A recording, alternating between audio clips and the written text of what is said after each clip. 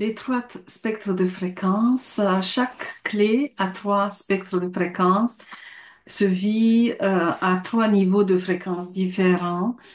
C'est le spectre de l'ombre, lorsque nous sommes dans les peurs, dans les incertitudes, dans les blocages, dans l'obscurité, dans le noir et blanc, etc. On va voir exactement ce que ça fait. Il y a le spectre du don, lorsque nous avons des percées d'intuition, de perception au-delà de notre fonctionnement habituel. Nous sommes dans la joie, la créativité, le moment présent. Et il y a le spectre du CD, c'est un état d'illumination. Alors, il n'y a pas de je suis dans l'ombre et voilà parce que je suis pas éveillée, je suis dans le don parce que je suis éveillée, parce que j'ai fait beaucoup de travail sur moi, etc. et lucidité de temps en temps. Non, en fait, on est constamment dans les deux, l'ombre et le don. On glisse souvent dans l'un ou l'autre, peu importe notre niveau d'éveil, en fait.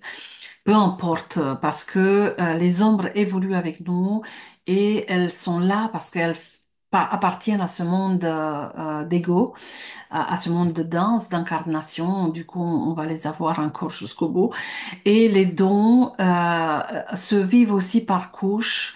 Lorsque nous sommes concentrés, par exemple, sur notre corps et que nous ouvrons cette perception, nous sommes dans le don. Mais ça n'empêche pas d'être dans l'ombre 2 minutes après parce que il y a quelqu'un qui nous appelle et tout de suite on pense que c'est une mauvaise nouvelle. L'OCD, par contre, c'est un état qu'on vit pas dans le quotidien. On peut avoir des percées, mais je reviens.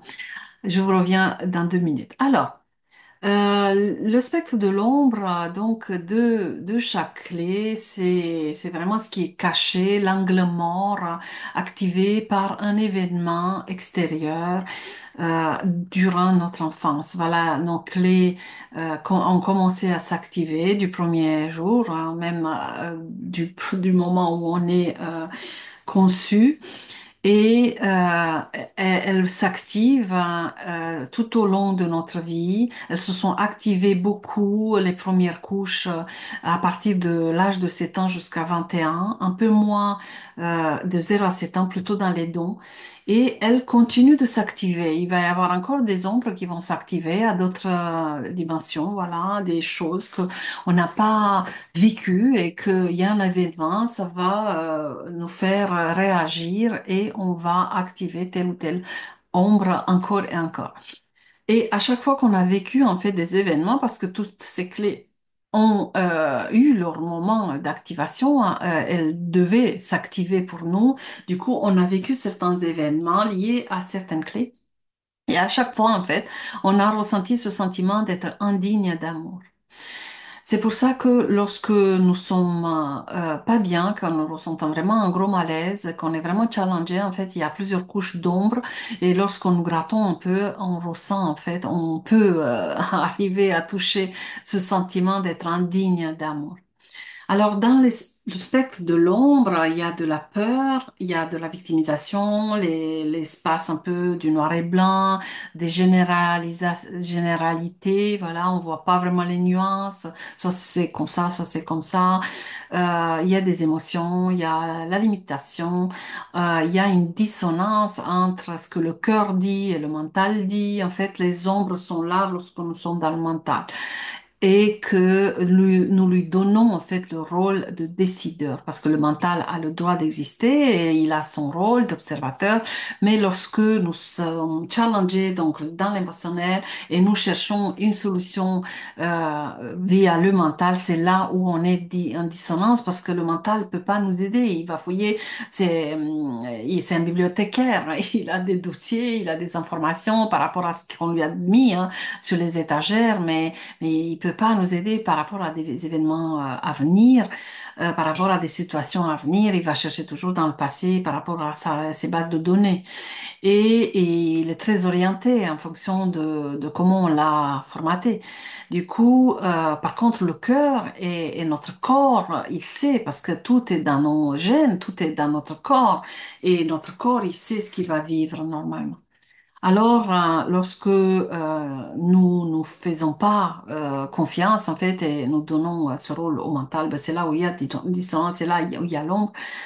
qui agit. L'ombre, c'est en fait vraiment une connexion à un égrégore collectif. Par exemple, il y a l'égrégore du contrôle, il y a l'égrégore de l'indifférence, l'égrégore du jugement. Voilà, chaque ombre a son égrégore et lorsque nous sommes habités par une ombre, nous devenons quelque part monsieur, madame, tout le monde. Nous sommes tous un peu pareils dans l'ombre, même si les ombres nous font réagir d'une certaine manière en fonction de plusieurs indicateurs, mais on va vivre, on va se dire des choses, on va ressentir des choses qui sont contenues par cet égrégore, un peu, on va se connecter à toutes ces informations et on va vivre des choses par défaut, des choses collectives. On est tous ressemblants au niveau de l'ombre, par contre, on est tous personnalisés, uniques dans nos dons. Lorsque nous sommes dans un don, dans le don de chaque ombre, hein, parce que dans chaque ombre il y a un don, ben, nous sommes vraiment, le don, on va vraiment le vivre de façon unique. Par contre, l'ombre, lorsque nous nous mettons en colère et que nous nous sentons limités, par exemple, par l'ombre de la limitation, ben, nous allons réagir un peu pareil comme tout le monde. L'ombre amène une densité pour habiter notre corps et nous forcer à être dans le moment présent. Chaque ombre a son rôle. Elles sont là justement pour qu'on soit incarné, pour qu'on ressent toutes ces vibrations, parce que sinon on vibrait tous encore hein, à l'état d'âme. Et chaque ombre a vraiment son rôle de nous densifier, de nous ramener dans la matière, de nous faire vibrer des choses que l'âme ne peut pas ressentir sans corps. Ça nous donne un nouveau cadre, en fait, un message de compréhension pour un passage à l'action. Voilà, nous vivons pas une ombre pour rien. L'ombre va nous faire ressentir des choses, mais c'est pour justement aller voir ce qui se cache.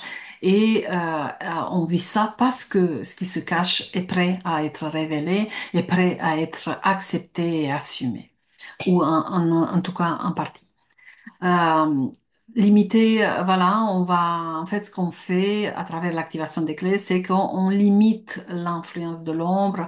Les ombres, en fait, sont là pour donner un message, mais comme on les écoute pas, on a pris un plat, enfin, on a commencé, en fait, à mettre en place toute une sorte de mécanisme de protection et les ombres sont pas entendues. Du coup, elles crient plus fort, elles font plus de bouquins, etc. Et en observant en fait l'activation des clés, en observant et en contemplant les clés, nous allons pouvoir voir mieux ce qu'elles cachent et du coup elles vont se détendre, elles vont être plus opérationnelles, plus efficaces. Elles ont plus besoin de faire tout ce qu'elles font pour nous embrouiller un peu et pour nous sortir du moment présent et pour voilà, se protéger. Du coup, on va arrêter d'entendre, enfin d'écouter nos pensées, parce que les pensées, ce qu'on entend, ça nous appartient pas, c'est pas notre cerveau qui les produise. Ça, c'est vraiment la première chose à faire. Remettez en cause vos pensées. C'est pas vous qui pensez quand vous êtes dans l'ombre. Et c'est vraiment tout ce que l'ombre a mis en place, toutes ces croyances. C'est important de les entendre parce que c'est grâce à toute cette liste qu'on va pouvoir reconnaître chaque ombre et ensuite voir pourquoi elle est là, ce qu'elle cache comme peur et quelle action on peut poser. Mais on va plus les écouter comme des lois universelles. Voilà, et donc on va remettre en cause les perceptions, la réalité qu'on voit, parce que en fait les ombres nous font croire que voilà c'est une réalité qui tient la route, qui est logique, qui est universelle, et c'est faux. C'est une projection de l'ombre. On voit la réalité à travers leur filtre, et la première chose, pas plus écouter les pensées. La deuxième chose, c'est de remettre en cause la réalité ressentie ou perçue. À partir du moment où on commence à la remettre en cause et se dire, mais là, j'ai vraiment l'impression que c'est comme ça, qu'il me manque de respect, qu'il il veut avoir cette réaction de moi, etc. Je liste un peu les perceptions de la réalité et je les remets en cause. Je dis, mais peut-être c'est pas vrai, ça se trouve, c'est vraiment l'ombre qui me fait croire ça et c'est faux. Juste ça, ça va déjà créer quelque chose dans votre système. On fait un travail sur les ombres, on va les autoriser à exister, on va aller voir ce qu'elles cachent et on va commencer à accepter, à assumer les côtés parce que dans l'ombre, il n'y a pas que des mauvais côtés qui sont cachés, il y a aussi des bons côtés, parfois des qualités, des dons qui étaient pas bien perçus et qu'on a dû refouler et cacher parce qu'ils étaient justement mal perçus par les autres, mais qui sont quand même nos qualités principales ou nos dons principaux. Et on finit par embrasser ces ombres. C'est tout un processus que je vais vous détailler petit à petit. Alors, chaque ombre cache un don. Ça, c'est très important de le savoir. À l'intérieur de l'ombre, lorsque nous mettons le focus de manière contemplative avec tous les conseils que je vous donne, parce que l'ombre, lorsqu'on nous la vivons comme d'habitude, elle va nous plonger dans une boucle émotionnelle où on n'est plus ni dans notre corps, ni dans le moment présent. Et en fait, petit à petit, on va ramener l'attention et on va vraiment observer l'ombre et notre corps et tout ce qu'on ressent. Et là, on va avoir des percées de dons avec les informations. Parfois, c'est juste une idée, parfois, c'est juste un mot qui va vraiment percer la réalité et nous faire avoir d'autres perceptions. Euh, elle cache un potentiel, un changement, et ça peut nous créer justement des révélations de compréhension et des sauts quantiques. Alors, vous avez ici sur le diapo un lien sur ma chaîne YouTube pour aller voir d'autres lives que j'ai fait sur les ombres. Et j'ai écrit ici en jaune. C'est important de savoir que lorsque nous sommes dans l'ombre, nous pensons vraiment avoir le contrôle et contrôler les choses et penser et analyser, etc. Mais en fait, il y a beaucoup de choses qui se vivent par défaut à travers nous. Voilà, il y a toutes les ombres de l'égrégore, de tout le collectif qui peuvent se vivre à travers nous et c'est important de le savoir. Ensuite, pour le don, vous avez donc la connexion au corps, le don lorsque nous commençons à ressentir le corps. Mais c'est vrai qu'on a tous un peu l'habitude quand on est dans la spiritualité ou le travail de soi. Mais ce que j'ai remarqué, c'est que on a pris aussi l'habitude à laisser le mental interférer et à analyser au même moment ce qui se passe en fait dans notre corps. Ah tiens.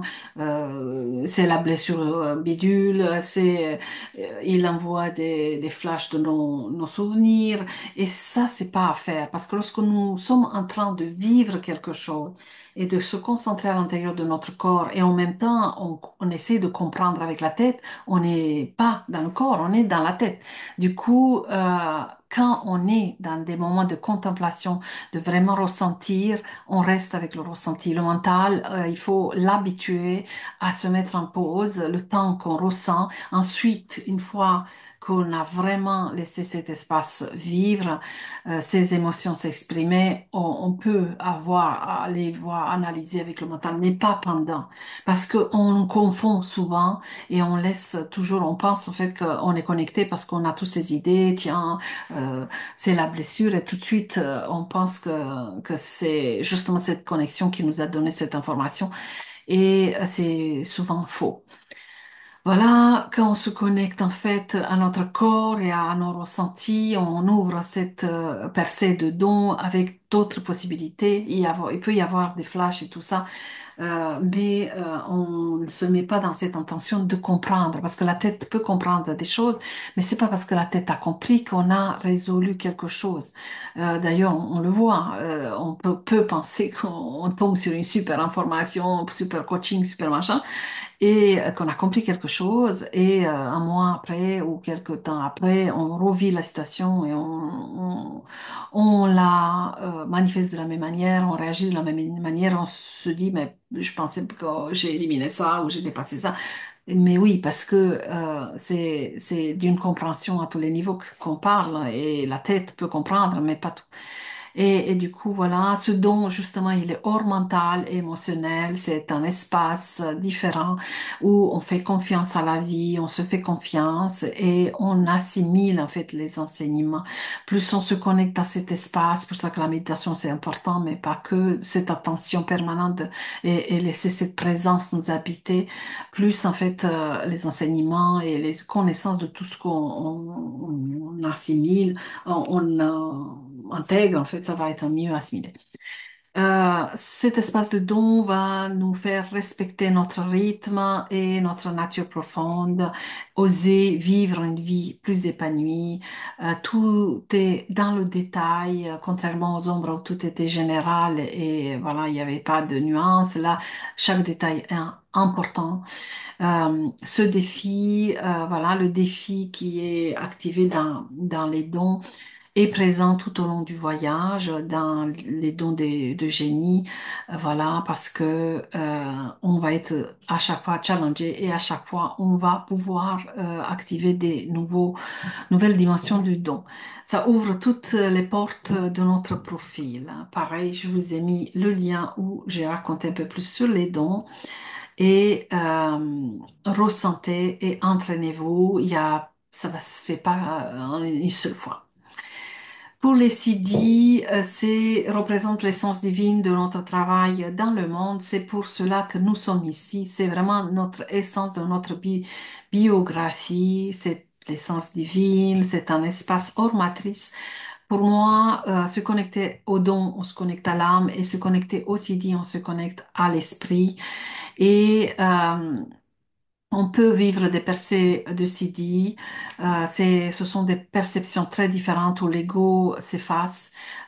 Et pour l'avoir vécu plusieurs fois, entre quelques minutes et quelques semaines, voilà, c'est quelque chose qu'on peut même pas décrire. Voilà, c'est pas quelque chose qu'on vit naturellement. J'avais l'impression que le temps s'était arrêté, que tout le monde avançait au ralenti. Enfin, voilà, c'est des choses très particulières.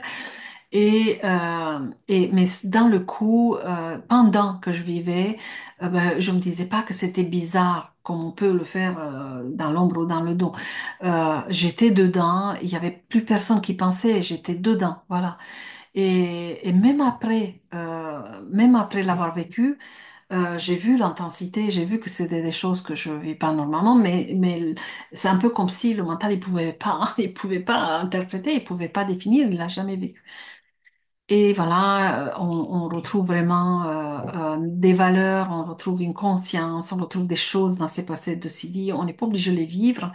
Ça fait partie de notre chemin. C'est un peu des repères qui nous indiquent. Et en attendant qu'on s'illumine à travers un Sidi c'est irréversible, ils sont là un peu comme des guides. Voilà, on a des guides dans les dons, on a des guides dans les Sidi. C'est un autre niveau de perception. Alors, vous allez contempler ces trois dimensions à chaque fois, dans chaque clé de votre séquence Genius. Et c'est important de savoir que nous sommes beaucoup plus dans l'ombre qu'on le pense, qu'on est dans les dons, mais pas de la façon qu'on la pense, et qu'on est très, très rarement dans les CD.